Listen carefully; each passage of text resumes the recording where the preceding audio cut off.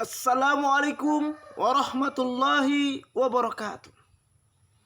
Alhamdulillahirabbil alamin wassalatu wassalamu ala Rasulillah wa ala alihi wa ashabihi ajmain, amma ba'du.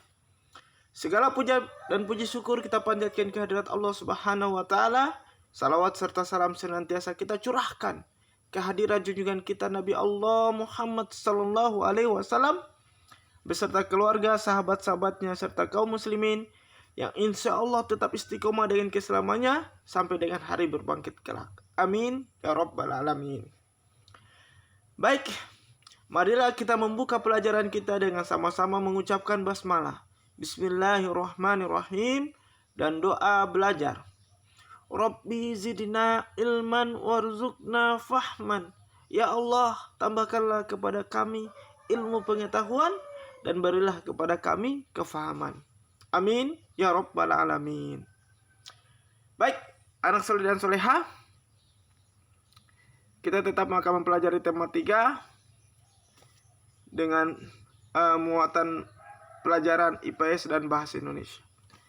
Tujuan pembelajaran kita pada kesempatan pagi hari ini adalah: yang pertama, setelah membaca, siswa mampu menuliskan informasi penting dari teks eksplanasi yang dibaca tentang disiplin dan kerja keras, dan mampu mengidentifikasi kosakata baku dan tidak baku dengan tepat. Yang kedua, setelah menyimak video, siswa mampu mengidentifikasi perubahan sosial budaya dalam kehidupan masyarakat dalam rangka modernisasi bangsa Indonesia di bidang ekonomi. Masya Allah. Baik, anak-anakku sekalian yang saleh dan soleha, kita melangkah pada pelajaran kita yang pertama. Kita akan membaca teks. Apakah teksnya ini, Ustadz? Kita akan lihat. Teksnya adalah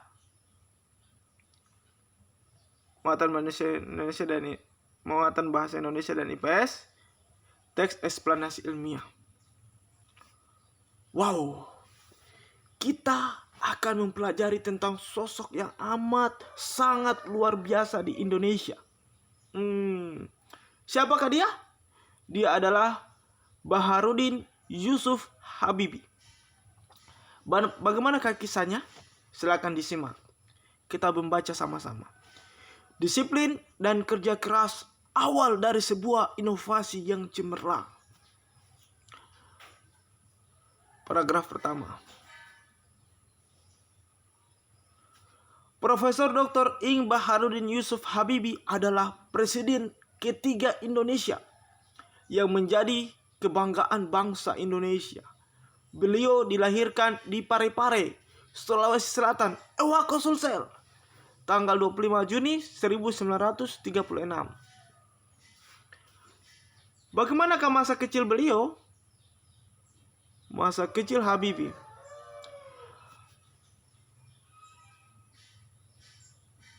Masa kecil Habibie dilalui di Parepare. Sikap hidup yang disiplin dan kerja keras telah ditunjukkan Habibie sejak anak-anak. Masya Allah, dari anak-anak dia sudah disiplin dan kerja keras. Ia memiliki semangat tinggi pada ilmu pengetahuan dan teknologi.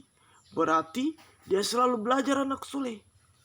Ia melanjutkan SMA di Bandung dan prestasinya selalu menonjol, terutama pada pelajaran IPA dan matematika. Masya Allah. Jadi bisa disimpulkan bahwa pelajaran yang disenangi oleh B.J. Habibie adalah pelajaran IPA dan matematika. Makanya anak-anakku sekalian, kalau mau sukses, jangan pernah takut dengan dua pelajaran itu, matematika dan IPA. Oke? Ewako Sulsel. Baik, lanjut lagi. Perjuangan keras di perantauan. Ternyata B.J. Habibie orang perantauan. Didukung oleh kemauan keras untuk belajar, selepas SMA beliau masuk di ITB, Institut Teknologi Bandung. Saat itu adalah universitas terbaik di Indonesia. Kemudian mendapatkan beasiswa untuk melanjutkan kuliah di Jerman. Wow, jurusan konstruksi pesawat terbang. Masya Allah. Ia bertekad bulat untuk bekerja keras dan harus sukses. Habibie selalu menggunakan musim liburannya dengan bekerja mencari uang untuk membeli buku sebagai pendukung sekolahnya. Masya Allah, ternyata B.J. Habibie, anakku yang soleh dan soleha, bekerja mencari uang untuk membeli buku. Jadi dia sukses karena kerja keras dan disiplinnya. Bahkan untuk membeli buku dia tidak minta sama orang tuanya, dia bekerja keras. Tapi nanti kuliah. Tahun 1960, Habibie mendapat gelar diploma Ing di Jerman dengan nilai cum laude atau sempurna. Ia bekerja di industri kereta api Jerman dan berhasil menemukan cara untuk membuat 1000 wagon kereta api berkekuatan tinggi. Masya Allah. Di pagi buta, Habibie harus berjalan kaki cepat ke tempat kerja yang jauh untuk menghemat kebutuhan hidup. Kemudian pulang pada malam hari dan belajar untuk kuliahnya. Masya Allah. Tahun 1965, Habibie mendapat gelar Doktor Engineering dengan nilai sangat sempurna. Summa cum laude. Masya Allah, tadi cum laude, sekarang summa cum laude. Sangat sempurna. Berarti semuanya nilainya A. Tidak ada yang B. Nilainya semuanya 100, anak soleh. Masya Allah. Itu perjuangan keras. Dia ternyata kuliah di ITB dan kemudian lanjut di Jerman. Dia ambil jurusan konstruksi pesawat terbang dan pernah bekerja di perusahaan kereta api. Anakku yang soleh dan soleha, karena kehidupan di Jerman keras, maka dia harus berhemat. Bagaimana cara dia berhemat? Dia jalan kaki, anak soleh. Dari subuh-subuh dia jalan kaki sampai di kantornya. Masya Allah. Kita lanjut lagi. Buah dari kerja keras. Habibie kemudian bekerja di industri pesawat terbang Jerman. Wah, tadi di perusahaan kereta api, sekarang pesawat terbang.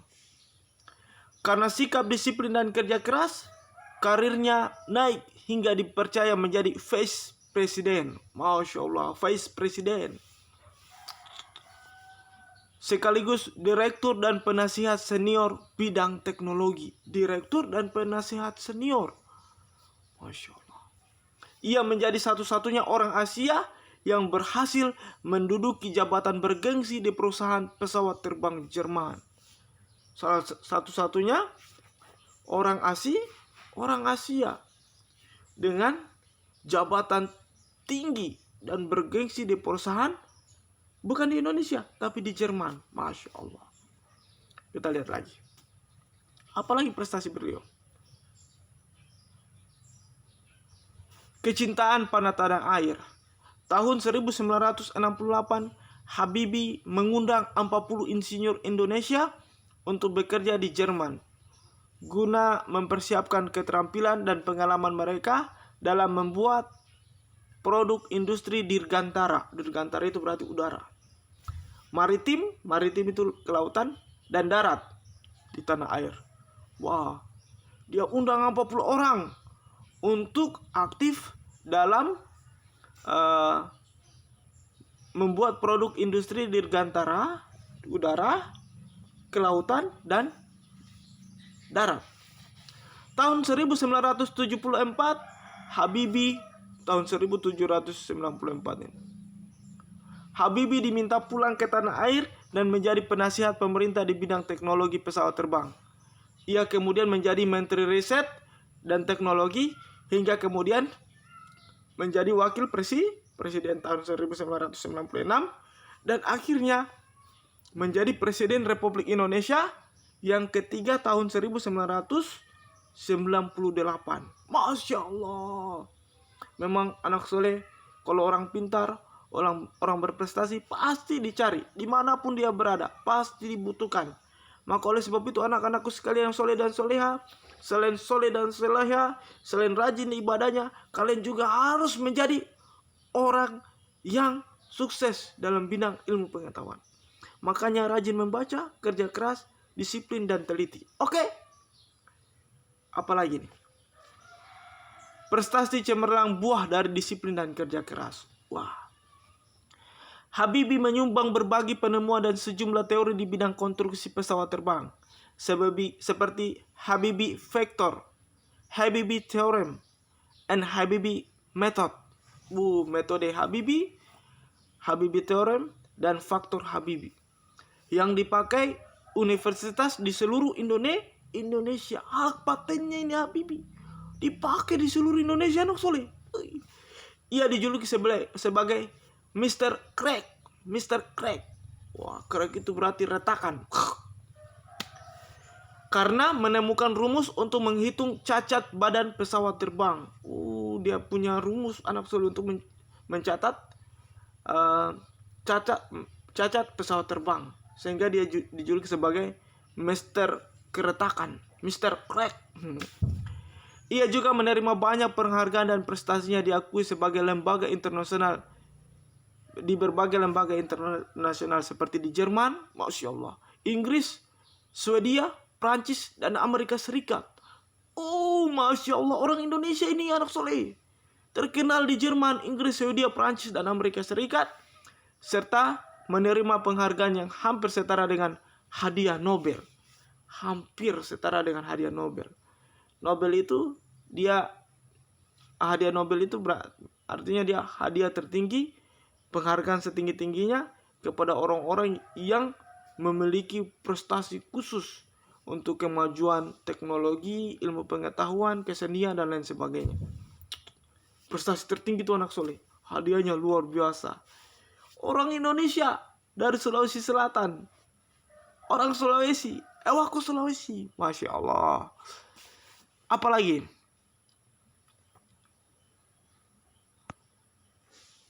Habibi Bapak Teknologi Indonesia. Tahun 1976 Habibi mendirikan industri pesawat terbang pertama di kawasan Asia Tenggara, yaitu PT Nurtanio dan industri strategis lainnya. Industri binaannya berhasil memproduksi pesawat terbang, helikopter, senjata, amunisi kapal, tank, panzer, water cannon, kendaraan RPPM, kendaraan tempur, dan masih banyak lagi untuk keperluan sipil maupun militer. Di tingkat dunia, Habibi terlibat dalam berbagai proyek desain dan konstruksi pesawat terbang, seperti pesawat Fokker, pesawat angkut militer, jet eksklusif, Airbus, pesawat angkut dengan teknologi mendarat dan lepas landas secara vertikal, CN235, CN250. Selain itu, Habibi secara tidak langsung ikut terlibat dalam proyek perhitungan dan desain helikopter, pesawat tempur multifungsi, beberapa peluru kendali, dan satelit di seluruh dunia. Masya Allah. Inilah prestasi orang Indonesia, anakku yang soleh dan solehah. Jadi jangan berkecil hati, walaupun kita hidup di kampung, akses internet kurang dan lain sebagainya, tapi kita tidak hidup di kampung, ya, di kota. Di kota, bukan di kota metropolitan. Tapi jangan berkecil hati, anakku yang soleh dan solehah. Jikalau kita kerja keras dan disiplin, semangat kita membara untuk belajar, maka insya Allah kita akan berprestasi di tingkat dunia.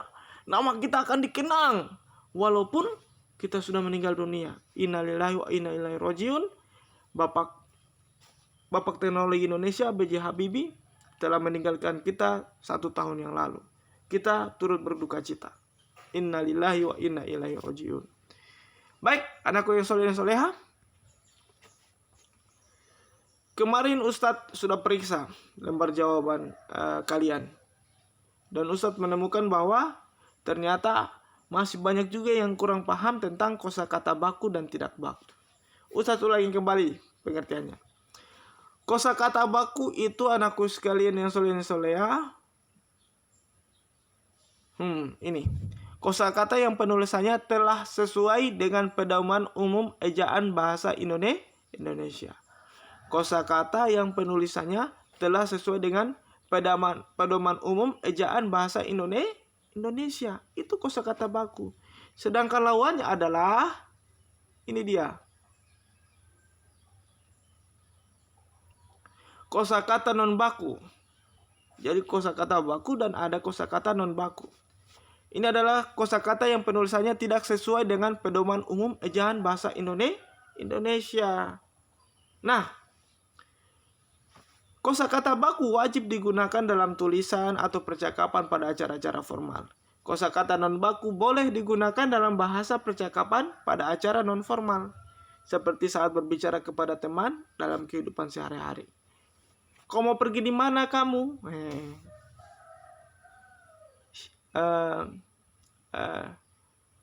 Di mana rumahmu kamu? Kok, ada kata kok. Nah, anak-anakku sekalian, seperti itu. Kosakata baku dia sesuai dengan puebi, sedangkan lawannya adalah kosakata non baku. Itu pengertiannya. Dan Ustaz lihat hampir keseluruhan kalian salah memahami kosakata non baku. Oke? Kita lanjut lagi. Materi kita berikutnya adalah kita akan mengamati proses distribusi. Wah, bagaimana cara proses distribusi? Perhatikan baik-baik. Proses distribusi itu dimulai dari ini namanya. Tempat produksi. Tempat produksi.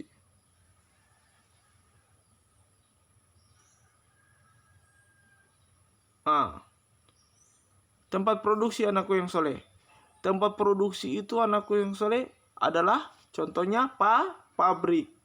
Wah, pabrik.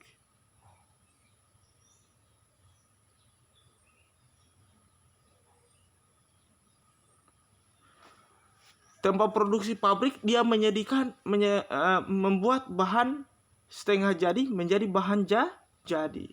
Bahan mentah menjadi bahan setengah jadi, diolah lagi menjadi bahan jadi. Jadi semua hasil produksi itu diciptakan di pabrik. Pabrik itu adalah tempat produksi. Oke, anak soleh.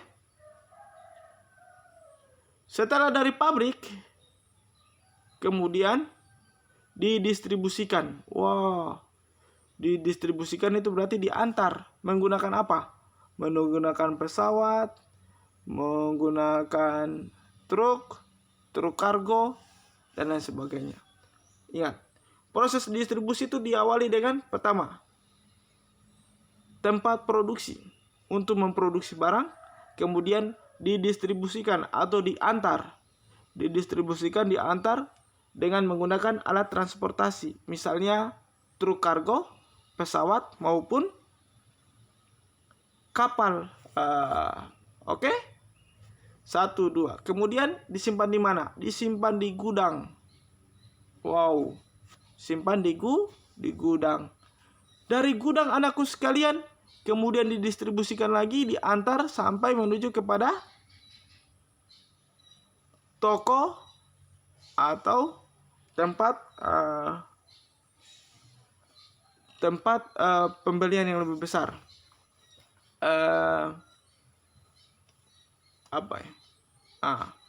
Dari pabrik kemudian didistribusikan dengan pesawat atau truk kargo, kemudian disimpan di gudang.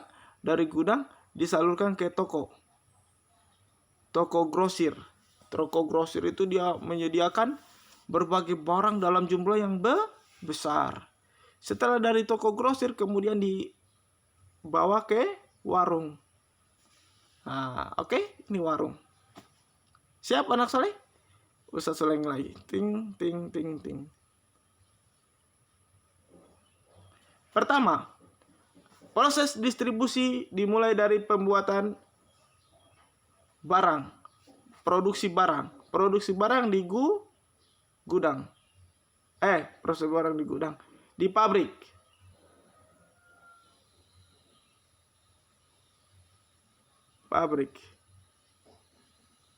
Habis dari pabrik kemudian didistribusikan dengan pesawat, truk kargo sampai di gudang.